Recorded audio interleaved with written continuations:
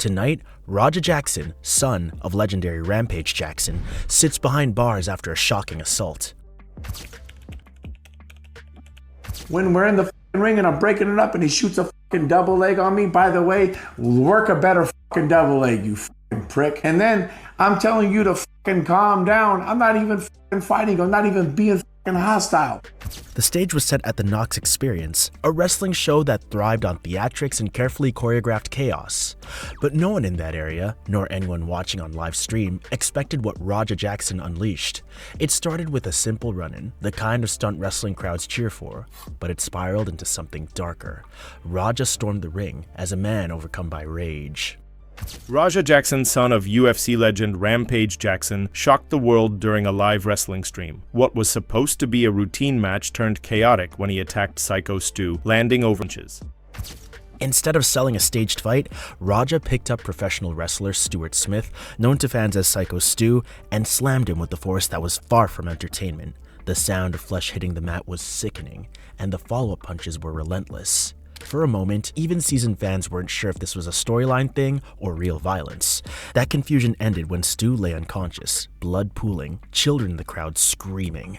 The clip went viral in minutes. Fans rewound it in disbelief, trying to figure out where the script ended and the brutality began. This wasn't a botched spot. This wasn't wrestling. This was rage broadcasted in high def, and Raja Jackson was the man at the center of it all.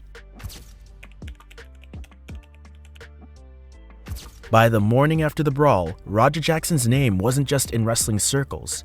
It was everywhere. Social media chewed the footage up, dissected every single second, and replayed the punches like a crime reel. YouTube clips spread like wildfire, TikTok edits added dramatic music, and within hours, Raja wasn't trending as Rampage's son. He was trending as a felon in the making. Police didn't move immediately. Maybe they were building their case. Maybe they were overwhelmed by how public this had become. But when the hammer finally dropped, it hit hard. On September 18th, Raja was arrested by the LAPD and booked on a felony charge. The bail was set at $50,000. Chump change for a family name tied to UFC glory, but enough to make headlines scream that the son of a legend was now wearing handcuffs. Some question why it took weeks. After all, the evidence wasn't buried in legal files. It was right there, live-streamed, archived, replayed millions of times. Raja didn't just commit an act of violence. He practically narrated it, telling his chat he would beat down Psycho Stu so bad before actually doing it. Premeditation was painted in neon, and yet he walked free for nearly a month. What actually happened to Stu? How bad are his injuries? Broken facial bones is from what I'm hearing. Missing teeth. Has no recollection of what happened. Incoherent. And then even from the people closest to it now that I'm disassociating with, they won't even put up. While Raja's arrest made headlines, Stuart Smith's injuries made hearts drop. He wasn't just knocked out, he was mangled. Reports confirmed he arrived at the ER unconscious, choking on his own blood and broken teeth. His jawbone was fractured, his lips split, his upper teeth shattered. This wasn't just a fight gone wrong. This was a man beaten to the brink while fans screamed and wrestlers rushed to stop the carnage. Douglas Mallow, another wrestler, recalled how horrifying it was to realize that kids were in the audience watching a man nearly die. Imagine sitting in the stands with your child, ready for entertainment, and suddenly explaining why a wrestler is being carried out limp, drenched in his own blood. That's not family entertainment.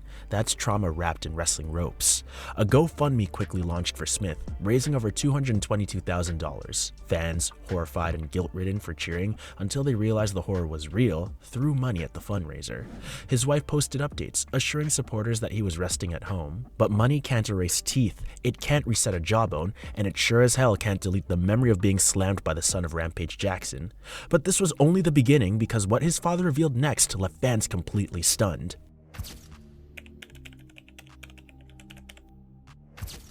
We haven't heard or seen Raja since the incident. How is he doing?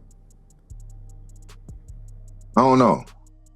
I don't talk to Raja no more, so I don't know.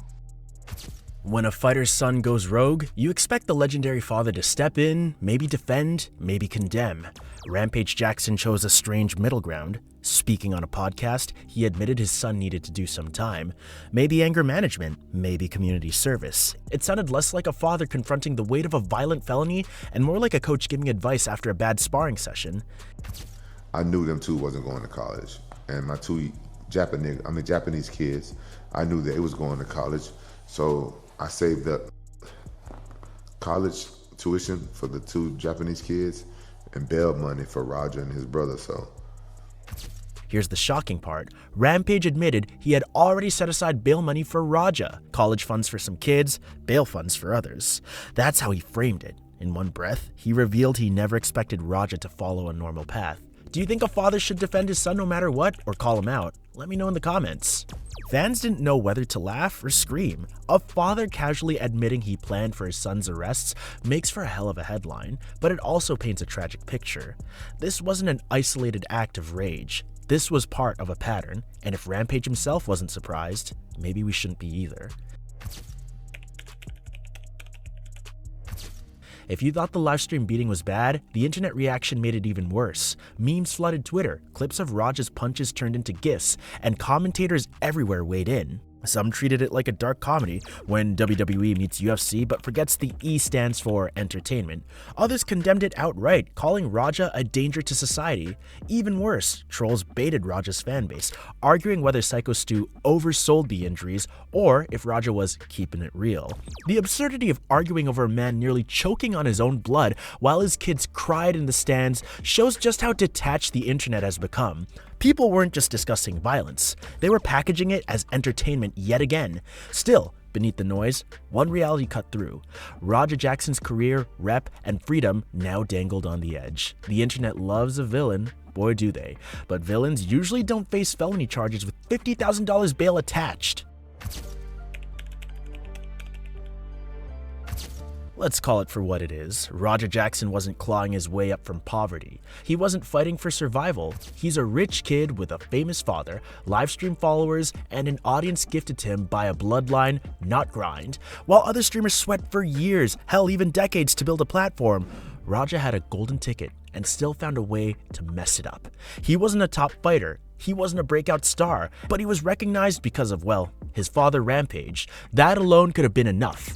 But instead of building something, Raja chose to destroy it. He let internet clout dictate his actions, lashing out in real life to satisfy a faceless chat room. Satirically, you could say he's the first man to literally throw away privilege by body slamming it into the mat. But the truth cuts even deeper. Rampage Jackson didn't just fail to live up to his father's name, he spat on it.